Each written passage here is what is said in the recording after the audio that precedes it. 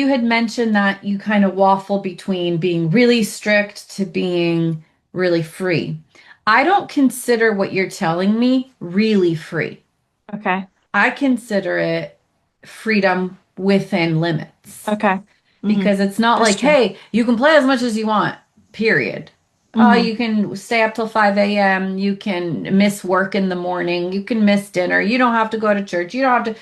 That's complete freedom with no boundaries. Your boundaries are, hey, we're giving you this freedom, but there's conditions to the Right. freedom. And the conditions are A, B, C, D, and E.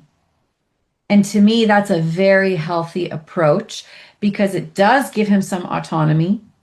And if he Hmm. starts missing dinner, if he starts sleeping in and missing work, if he starts neglecting his chores, then that freedom changes.